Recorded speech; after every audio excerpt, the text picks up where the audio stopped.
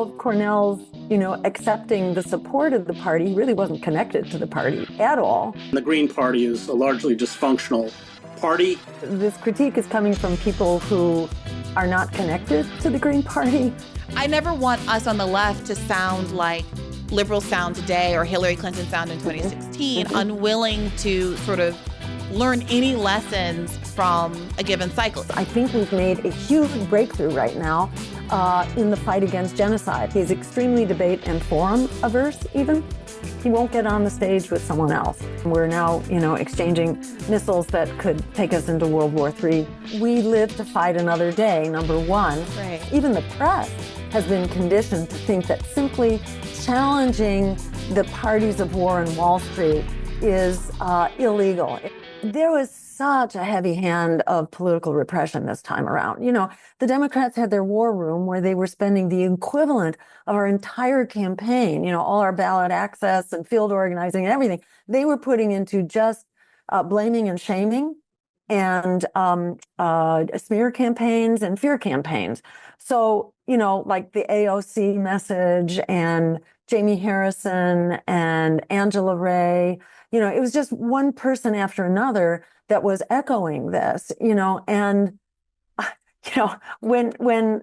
when Chris was saying, the Green Party, they did so bad. And I want to come to that. I actually want to respond directly to that. I just want to raise the question how much that itself is echoing the propaganda that you can't tune out. There was so much propaganda filling the airwaves everywhere and repeated by people. This was really the ultimate exercise in propaganda and voter suppression.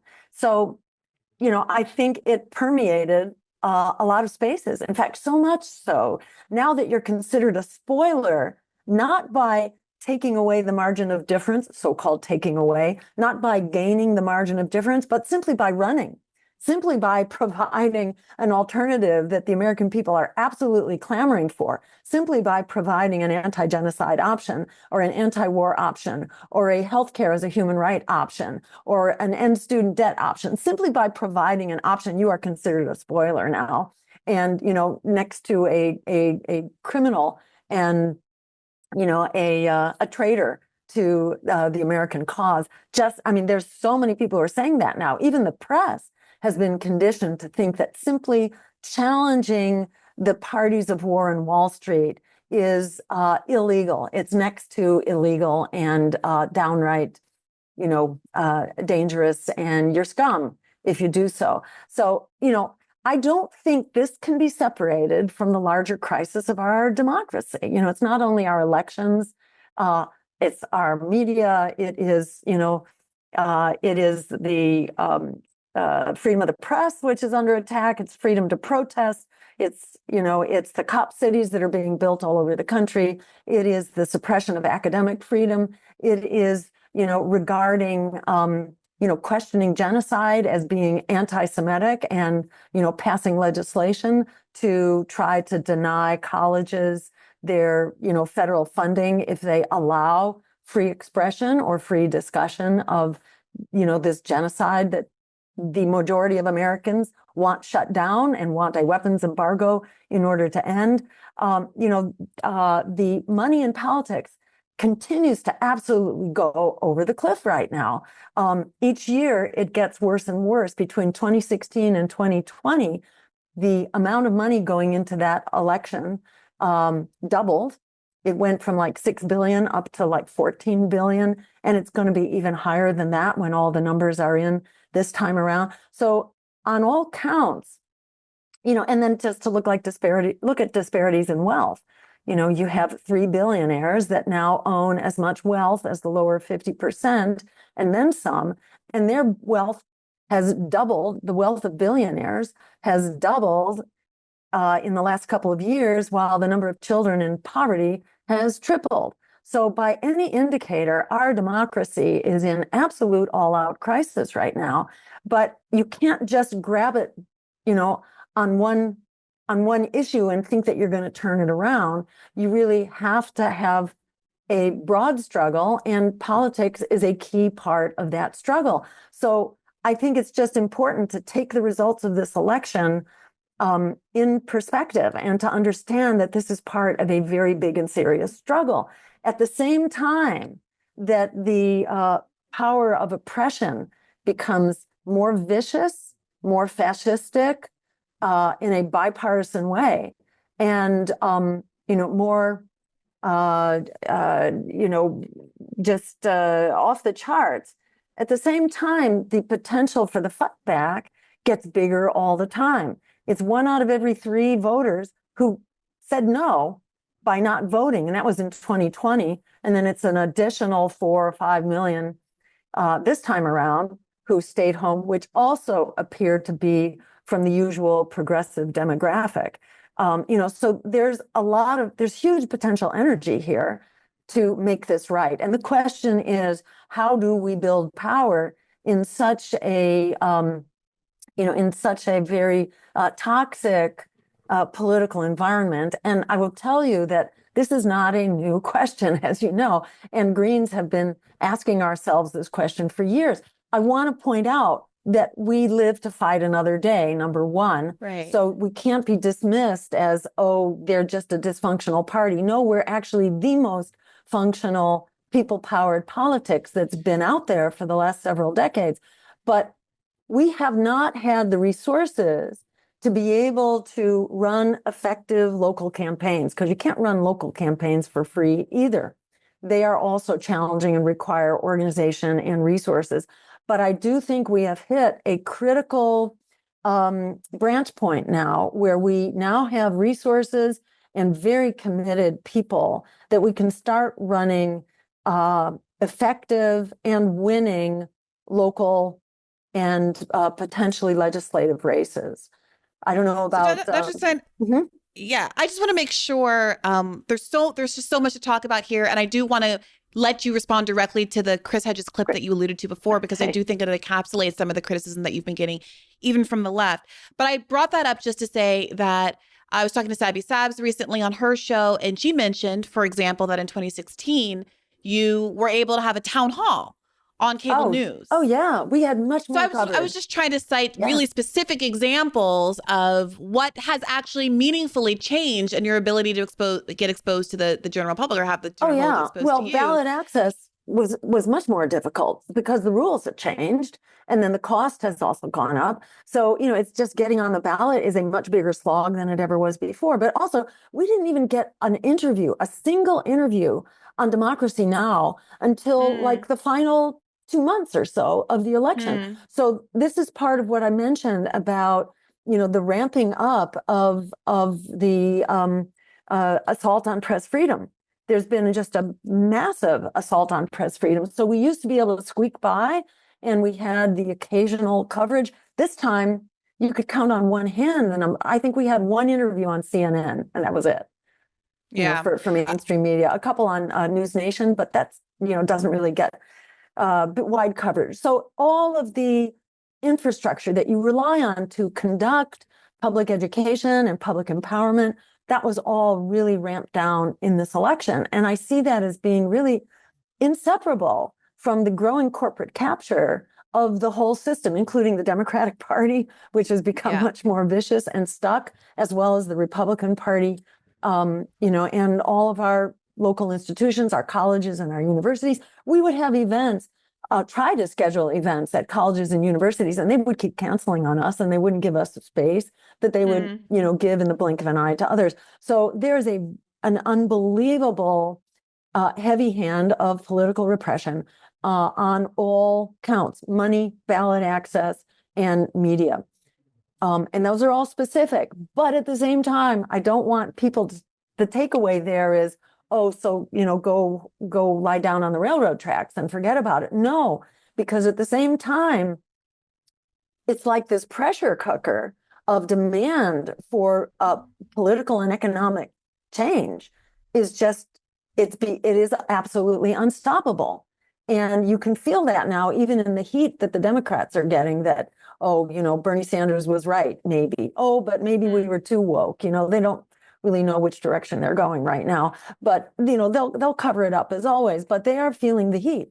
There was a great interview of James Zogby, I think it went up today, by Jordan Sheridan, and he's been very inside the game of the DNC. In fact, I think he's running for the vice chair of DNC right now, which would be really interesting. But he has a terrific critique also about how the party is totally sold out. And it seemed to be the only reason he wasn't ready to move on, because Jordan kind of challenged him about that. So why don't you go somewhere? Yeah, we've done a few rounds with Zogby on this show as well. He basically says he's too old. He basically says, "Oh, I can't do that. I'm too far gone." So people are not making a rigorous defense of the same. Yeah, well, I'll let people go back to that episode and revisit it so as I don't so not mischaracterize him. But my feeling was that as admirable as his efforts within the Democratic Party have been, his own recounting of how he's been thwarted at every turn from making even the most minor changes is evidence of the impossibility of working within the Democratic Party at all. Exactly. And it was at times frustrating and sad. Like, I feel genuine compassion for him and his efforts. And without his efforts, we wouldn't have the proof about how beyond reform the Democratic Party is. But it is a little frustrating to watch and demoralizing to watch someone sort of kind of take the same run at the wall over and over and over again. But I do want to go ahead and play this Chris Hedges clip and allow you to respond to some of the criticisms therein. Great. The Green Party is a largely dysfunctional party. It's a top-down party. It doesn't have strong roots to labor. It tends to, every election cycle, cough up candidates without any real base. They don't do the kind of grassroots organization that needs to be done. So I think we saw that. It was a protest vote. I voted for the Green Party.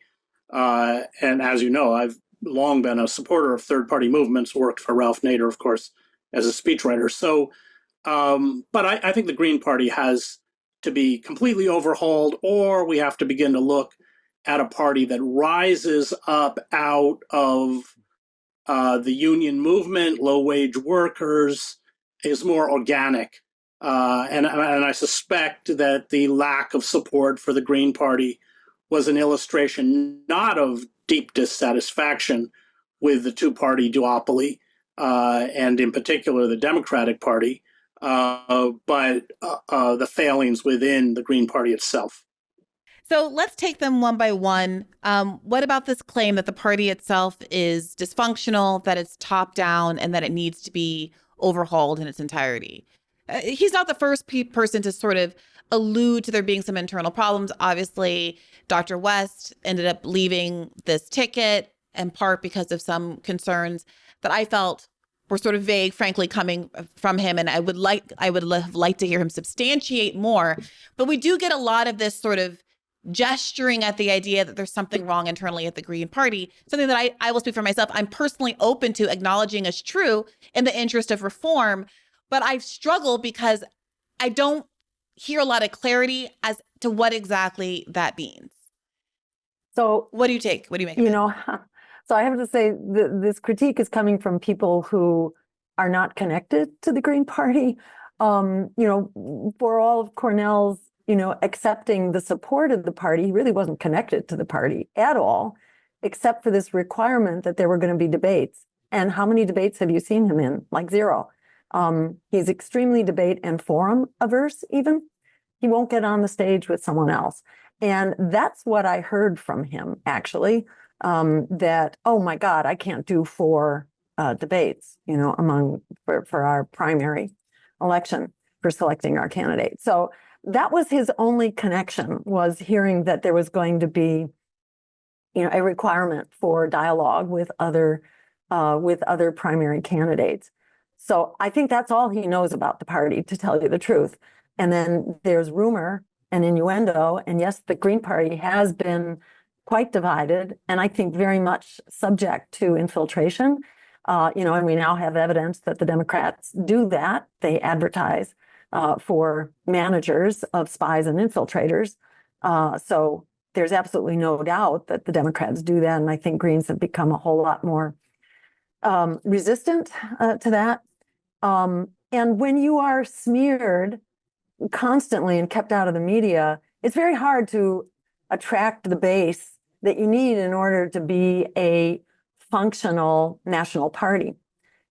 So the Green Party has its challenges, but consider every other people-powered political party that has existed for the last 50 or 60 years. They all get wiped out or pushed back. You don't survive as a national party. So it's a very difficult role to take on, to try to be a critic at the national level and also run local and state candidates. It's really hard to cover that. Let me ask you this. I want to get specifically to the issue of down ballot races and also talk about how they performed in this cycle. But this top-down accusation and the question of how to get labor involved, I don't think either of us would disagree that it would be wonderful and critical even to have more grassroots labor involvement.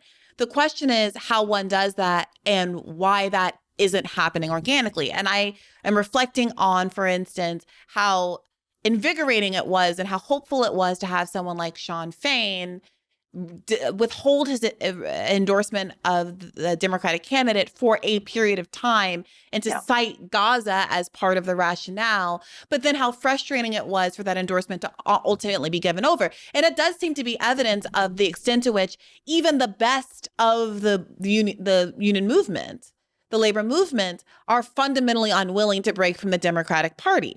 So like, what gives there? And even if it is the case that labor itself is top down in these endorsements, Bernie saw this with the culinary union endorsement going to Biden back in 2020, but winning the rank and file, right? And winning a state like Nevada where the culinary union is so crucial because obviously the hotels and all of that. Then what does that mean? Can unions similarly be criticized as being top down? And how does the Green Party then do what Bernie managed to do, which is to get the rank and file to invest in at the third party as opposed to the Democratic Party? So it absolutely takes resources and credibility in order to do that. This is the first election in which we have had endorsements and participation and system level collaboration with labor. And it's not old labor, it's new rank and file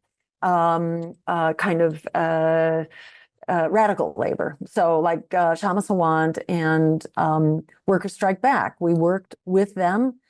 We worked with members of the Boeing strike, people who were on strike and that union. There's a group called the Independent Socialist Organization. They have a base here in Massachusetts. I'm not sure where exactly else they are, but they overlap with the Railroad Workers Union, who also stepped away from the Democratic Party. And who else? So I think those are the major union connections that we had, which were very fruitful and which we will be building on. So I think this isn't just an issue of the Green Party with its meager resources and organizers. It's also the mindset of labor but labor is in the process of also breaking away. And we will be continuing to reach out and to collaborate. We're doing a conference with Workers Strike Back in Seattle in February. So, I really encourage people to be a part of that and to be part of this collaboration. But also the thing about the Greens being top down, no, if anything, you want to fault the Greens for not having enough structure. We don't have enough hierarchical structure. So we tend to have, we are a federation of independent Green parties, and we do not have really strong mechanisms for having unified projects across the party. We badly need to be strengthened as a national party, but this is the first time that we haven't really been torn apart by factions. I think because we have really sounded the alarm about them. We had a faction that attempted to take over here in Massachusetts and to block my nomination. And we kind of recognized them stopped it. What does that mean? What does it mean? What does that mean? You had a faction that tried to take over in Massachusetts and block your nomination. People who come in under very suspicious circumstances, and so people who are new to the party. They're totally new. They come in as a group, and they have they are usually carrying some. They're usually attacking our front runner and trying to elevate some kind of a really crazy extremely fringe and unqualified candidate. So they try to sort of mess up the works and create some chaos within our process. And they also take on the highest levels of responsibility as they can in the party. So they're not coming in as people who are joining or people who are seeking to learn about the organization. They're coming in a real overt takeover campaign. And how do you know? I mean, I'm just trying to anticipate any skeptical viewer who might say, well, this is someone who you don't know. You don't has know. Name recognition. It is at the top. And of course, she's going to resist people who might want alternative leadership, et cetera. So, right.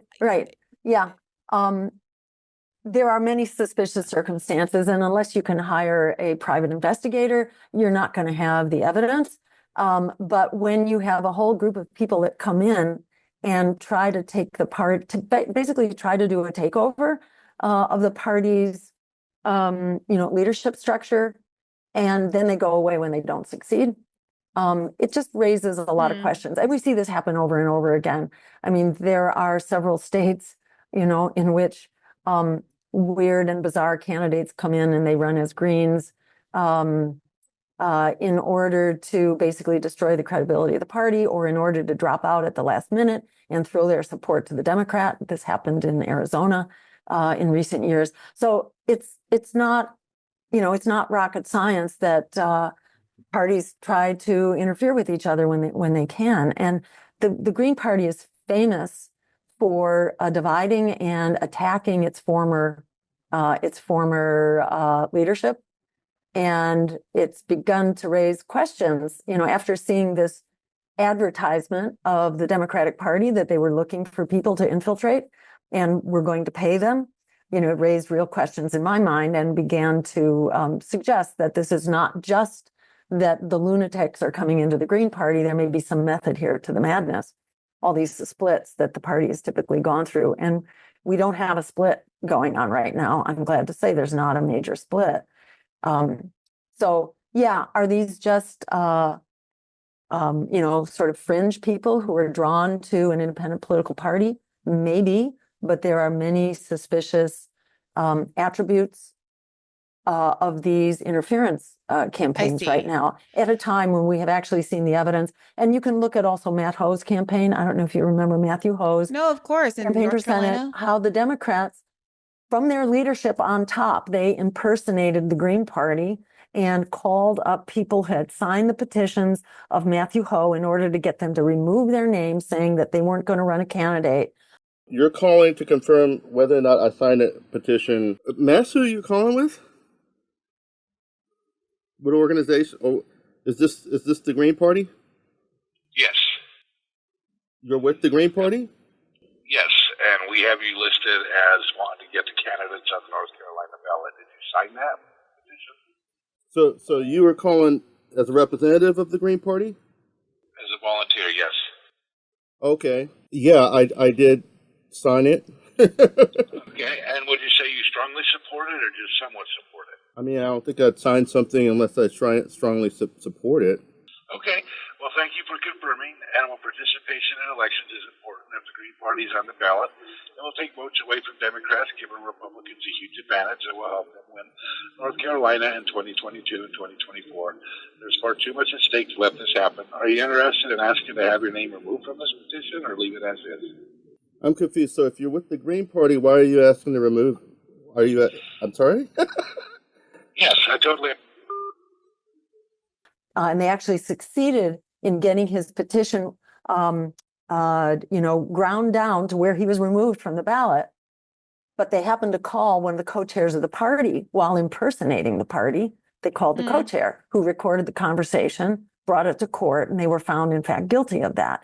And this was being led by the attorney who basically leads up, their legal strategy. This is Mark Elias. Mark Elias, yeah. Mark Elias was kind of leading that effort. So they I remember that story, and I do recommend people go back and listen to that episode with Matthew Ho all about that. I wanted to come back to this point that you made about some of these new labor relationships being fruitful. Could you speak to that in a little more detail? It is heartening to hear that some of the railroad workers who, of course, Joe Biden voted against their strike, very famously, be repelled from the Democratic Party because of that sort of behavior, and some of the Amazon labor union workers as well. I seem to recall, maybe I don't want to misspeak, that you had some support from Chris Smalls as well. Did he actually endorse, or just say that he wasn't voting for the Democrats? And now I can't actually remember. Do you? Yeah, I think he stopped short of an endorsement, but he was supportive of our campaign and also Cornell's campaign. Okay. I don't think that he sounds ever. Right. Yeah. That sounds right. So all of that is very optimistic, but you said it was fruitful. So I want you to speak to listeners who might think, well, we didn't see it pan out in terms of votes. So what are we looking forward to, and what kind of work is going to be done by the Democratic Party to continue to build on those relationships? I think this is useful, especially for people who want to get involved, or who might want to donate or participate in some other way, and want to know that any efforts that they make would, in fact, bear fruit. Yes, and I think you're talking about the Green Party. I think you said how would the Democratic Party follow up? Oh, sorry. Oh, Lord have mercy. I certainly am talking about the Green Party. Right. Yeah. So Shama Sawant and Workers Strike Back was canvassing for us. I think in Michigan, as well as I think also in Seattle, although I'm not sure about that. And we did a couple of forums together, also with the Abandon Harris too. So it was this really exciting coalition of the Muslim American community, Greens, and really radical progressive labor, which was wonderful. You had the LGBTQ community represented strongly there, working with the very religious Muslim organizations too. So it's like people were really, growing in a big way, and kind of developing new relationships, which was really wonderful. And so, it's both like that our messages were really compatible and consistent, and that our overall analysis, not in every point, but, for the most part, the notion that, we need to get beyond end stage capitalism. We need an essentially socialist or eco-socialist worker supporting economy. We need an economy that's working for working people and all the things that go with that. And that includes also an end to endless war, empire, and genocide. All these things kind of go together. And it was really great to see sort of the makings of what could become a much larger coalition. At this point, it's not, in the same way that Workers Strike Back is just a little small movement impulse within the larger labor community, but I think represents increasingly what labor needs in order to get out from under the stranglehold of the Democratic Party. So we did events together, and we canvassed together and sort of shared some forums, many forums actually, and are building a larger movement for political, economic, and social reform, where the movements are very consistent. And I think our visions are very consistent. We haven't quite decided yet, is it an altogether new party that is needed, or do we have to sort of overgrow where the Green Party is now and make it something else? We haven't exactly defined how we tackle that. But interesting. So you're having... I didn't realize that what you were saying was that you were having a conversation about either overhauling or potentially spawning a whole new party with in collaboration with these other groups. I thought you were just talking about, work that you were doing together to kind of support each other mutually. But that seems like a pretty significant evolution to be talking about. Yeah. I mean, the kind of overhaul that I think Professor Hedges was alluding to, and that many people have sort of asked for various reasons. I mean, you've heard this criticism. I don't love it. Frankly, I think it's overdetermined, but there is this argument that because the Green Party is called green, it's never going to be successful because it's too overly associated with the environment, or all these reasons why it cannot be the Green Party. I think there's a conversation about a name. That's a conversation about a name. And I think I'm not the only Green who considers that conversation really second, third, and fourth order. The question here is more, what's your coalition? Yeah. Hey, YouTube. Thanks for watching. Just a reminder that this is a podcast. You can catch an extra premium episode every Monday for $5 a month at patreon.com/badfaithpodcast. That's patreon.com/badfaithpodcast for $5 a month, an extra episode every week. Additionally, please do consider liking this video, subscribing to this channel. It helps us out. It helps independent media beat the algorithm. We appreciate you. And as always, keep the faith.